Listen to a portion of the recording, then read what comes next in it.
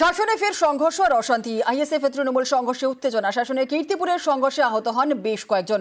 কথা বলে নেব, আমাদের সঙ্গে রয়েছেন আমাদের প্রতিনিধি জিয়াউল আলম। জিয়াউল, কেনই হামলা, কখন হামলা চালানো হয়?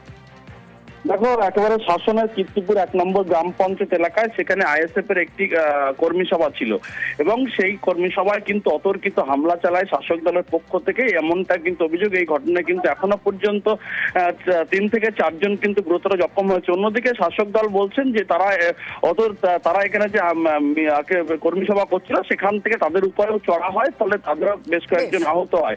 ফলে উভয় পক্ষে আহত হচ্ছে, কিন্তু সমস্ত অভিযোগ অস্বীকার করেন শাসক দলের পক্ষ থেকে যে তার এলাকায় অশান্ত পাকানোর জন্য এসেছিল, ফলে তাদেরকে কোনো মারধর করা হয়নি। এবং যারা আইএসএফ কর্মী সমর্থকদের দাবি যে তারা হাসপাতালে নিয়ে যাওয়ার পথে সেখানেও তারা হুমকি মারধর করায়, পরবর্তীকালে পুলিশকে নিয়ন্ত্রণ আনে। কিন্তু যেভাবে শাসনের এই একেবারে আইএসএফ তৃণমূলের সংঘর্ষে আহত বেশ কয়েকজন, ফলে এলাকায় একটা চাপা উত্তেজনা রয়েছে। ধন্যবাদ। সরকারি জমি দখল করে কংক্রিটের নির্মাণ, কালভার্টে গা ঘেঁষে দোকান তৈরির ছক। নিউজ 18 বাংলায় সেই খবর দেখানোর পর তৎপর প্রশাসন।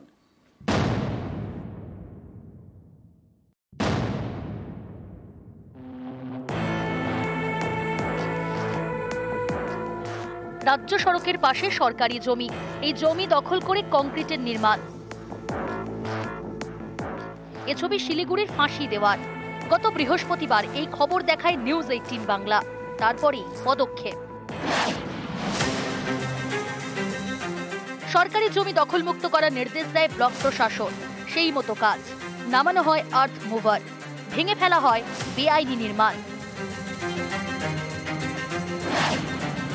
এই যে দুদিন আগে আপনাদের চ্যানেলের মারফতে যে খবরটা হয়েছিল যে অবৈধ নির্মাণ হয়েছে আমাদের এখানে, তো আপনার নিউজ হওয়ার পরেই আমরাও গেছিলাম প্রশাসনের কাছে।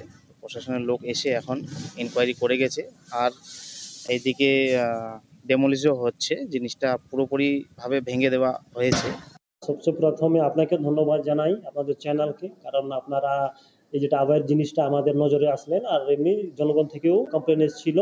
তারপরে আমরা ওটা ভেরিফাই করে দেখলাম যে সত্যি ওটা অবৈধ, যেটা অবৈধ নির্মাণও ছিল ওটা উনি আজকে সকাল থেকে ভেঙে দিয়েছে।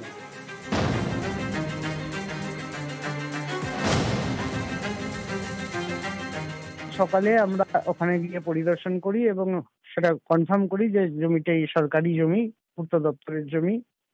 আর তাছাড়া এই গোটা ব্যাপারটাই অবৈধ। উনি কারো পারমিশন না নিয়ে, কোনো রকম সরকারি আইন কানুনের তোয়াক্কা না করে এই জিনিসটা তৈরি করেছিলেন, যেটা সম্পূর্ণ অবৈধ। এবং আমরা সেই অবৈধ নির্মাণ ভেঙে দেওয়ার জন্য আদেশ দিয়েছিলাম এবং সেটা হয়েও গেছে। শিলিগুড়ির ফাঁসি দেওয়ায় ঘোষপুকুর গ্রাম পঞ্চায়েত, এখান দিয়েই গিয়েছে ঘোষপুকুর নকশালবাড়িগামী রাজ্য সড়ক। পাশে পূর্ত দপ্তরের জমি, ফকিরচন্দ জোতে সেই জমি দখল হয়ে গিয়েছে। তারপর কংক্রিটের নির্মাণ, ইটের গাঁথনির উপর ঢালাই করেছেন এলাকারই বাসিন্দা তপন কর্মকার সিংহ, যাতে দোকান করা যায়। এই নির্মাণ করা হয়েছে একেবারে কালভার্ট ঘেঁষে, যা কালভার্ট এলাকার জল নিকাশির বড় ভরসা। স্থানীয়দের দাবি, এভাবে নির্মাণ করায় ধীরে ধীরে বন্ধ হয়ে যাবে কালভার্টের মুখ। তখন এলাকার জল বেরোবে না, ভারী বৃষ্টি হলে বিপদ বাড়বে। এই খবর দেখানোর পর তৎপরতা।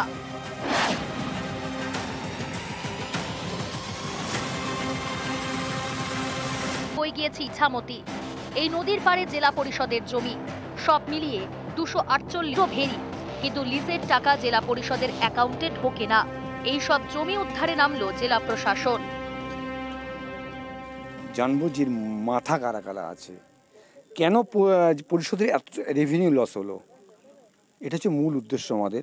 দেখুন এখানেই যা ইনকাম, এটা হচ্ছে মূল উদ্দেশ্য আমাদের।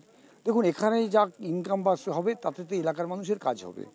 জেলার উন্নয়নের জন্য যা যা করার কথা এখানে আমরা সেটাই নিয়ে এসেছি। এবং আজকে আমার মনে হলো এলাকার মানুষ জেনে গেল এটা পরিষদের সম্পত্তি, কারোর ব্যক্তিগত নয়। জেলা পরিষদের সম্পত্তি আমরা জানতাম না, এটা আমরা জানতাম যে পঞ্চায়েত সমিতির সম্পত্তি, কিন্তু আজকে আমরা জানলাম যে এটা জেলা পরিষদের সম্পত্তি। এটা মোটামুটি যদি সবাই মিলে আমাদের গ্রামে আছে, যদি আমাদের কিছু উন্নয়ন হয়, সব কিছু করা যায়, তাতে আমাদের কোনো অসুবিধা নেই। ফাঁসি দেওয়া থেকে বিশ্বজিৎ মিশ্র এবং হাসনাবাদ থেকে জিয়াউল আলম, নিউজ 18 বাংলা।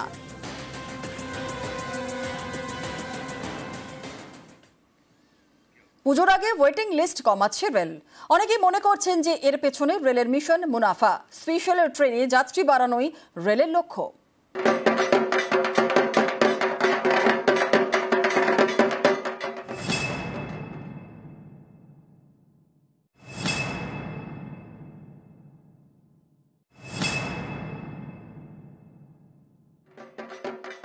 দুর্গাপুজো বাঙালির আবেগ, উৎসবের সময়, ছুটিরও সময়।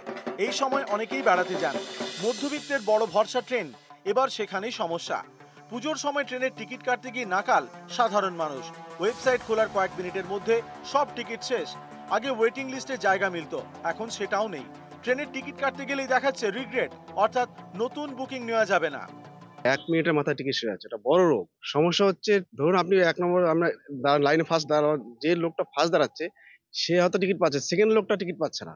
কি বড় সমস্যা এর একটা। 1 মিনিটের মাথায় রিগ্রেট দেখাচ্ছে। সম্প্রতি ওয়েটিং লিস্টের আসন সংখ্যা কমিয়েছে রেল। যেমন ধরুন দার্জিলিং মেল,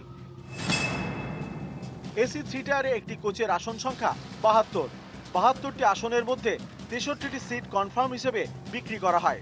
বাকি 9টি সিট বিক্রি হয় আরএসি হিসেবে, অর্থাৎ 18 জন আরএসি টিকিট কাটতে পারেন।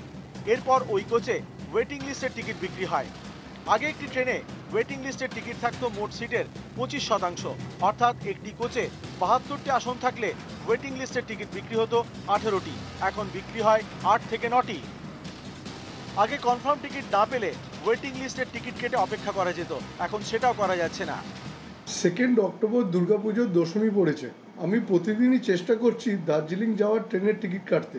আইআরসিটি ওয়েবসাইটে গিয়ে ট্রেনের নাম, ট্রেন নাম্বার সবই দেখতে পাচ্ছি, কিন্তু যতবার টিকিট বুক করার চেষ্টা করছি ততবারই শুধু একটাই বার্তা আসছে, রিগ্রেট, মানে টিকিট পাওয়া যাচ্ছে না। এই পরিস্থিতিতে আমি অত্যন্ত অসুবিধার মধ্যে পড়েছি। সাধারণ যাত্রী হিসেবে অনলাইনে ট্রেন চলাচলের তথ্য পাচ্ছি, কিন্তু টিকিট কেনার সুযোগ পাচ্ছি না। ক্যাপিং, যেটা ওয়েট লিস্টের ক্যাপিং, সেটা কমিয়ে দেওয়া হয়েছে। সেটা আগে 25% অব্দি ওয়েটিং লিস্ট নেওয়া হতো, এখন সেটা 10% করে দেওয়া হয়েছে। প্রচুর মানুষ বুকিং করতে গিয়ে দেখছেন যে তার বুকিংটা রিগ্রেট হচ্ছে, ওয়েটিং লিস্টেও হচ্ছে না, আরএসি তো ছেড়েই দিন। সমস্যা সেটা হচ্ছে, সমস্যা কিন্তু ভ্রমণার্থীদের হচ্ছে, যা পর্যটকদের হচ্ছে। পুজোর মরশুমে যখন দূরপাল্লার ট্রেনের টিকিটের চাহিদা সব থেকে বেশি, তখন কেন ওয়েটিং লিস্টের টিকিট বিক্রি কমানোর সিদ্ধান্ত নিল রেল? টার্গেট কি বাড়তি মুনাফা? কারণ দুর্গাপুজোর সময়ে স্পেশাল ট্রেন চালায় রেল। যে ট্রেনের টিকিটের দাম সেই রুটে চলা অন্য ট্রেনের থেকে অনেক বেশি। গত বছর পুজোর সময়ে উত্তরবঙ্গগামী স্পেশাল ট্রেন চালায় রেল।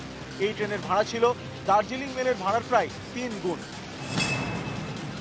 দার্জিলিং মেলের টিকিট পাননি এমন অনেকে শেষ মুহূর্তে এই স্পেশাল ট্রেনের টিকিট কেটে উত্তরবঙ্গ গিয়েছিলেন। বেশি ভাড়া, বাড়তি মুনাফা, তবে কি এটাই রেলের টার্গেট? রেলের যদিও যুক্তি, আগে 4 মাস আগে টিকিট বুকিং শুরু হতো, তখন টিকিট বুকিংও বাতিল বেশি হতো। এখন 2 মাস আগে বুকিং শুরু হয়। যাত্রীরা পরিকল্পনা করে টিকিট কাটেন, তাই টিকিট বাতিলের প্রবণতা কমেছে। তাই ওয়েটিং লিস্ট বেশি দরকার হয় না।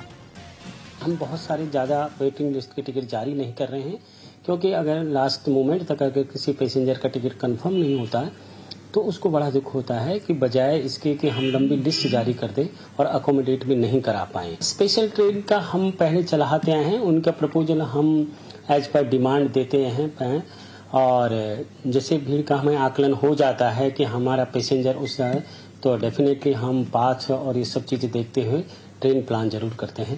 বিগত বছরগুলিতে লক্ষ্য করতে পারা গেছে উৎসবের মরশুমে ট্রেনের টিকিট নিয়ে বারবার কালোবাজারির ঘটনা ঘটেছে। বর্তমান অবস্থায় রেল অবশ্য জানাচ্ছে তারা এই পদ্ধতিকে আটকাতে পেরেছে। তো সত্যি কি আটকানো গিয়েছে? বারবার গুরুত্বপূর্ণ ট্রেনের টিকিট বুকিং করতে গিয়ে রিগ্রেট শব্দ লেখা হচ্ছে, তাতে সন্দিহান রেলের আধিকারিকরাই। ক্যামেরায় বিপুল ঘোষের সাথে আবির ঘোষাল, নিউজ 18 বাংলা, কলকাতা।